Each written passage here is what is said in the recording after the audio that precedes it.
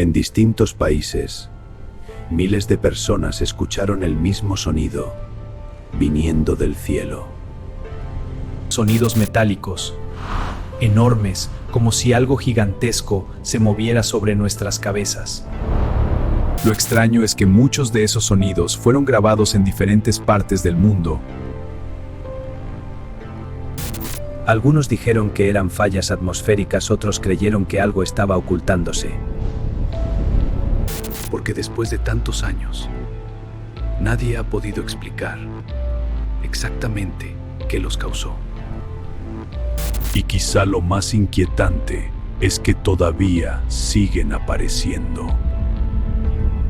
¿Y tú? ¿Qué harías si los escucharas? Déjalo en los comentarios.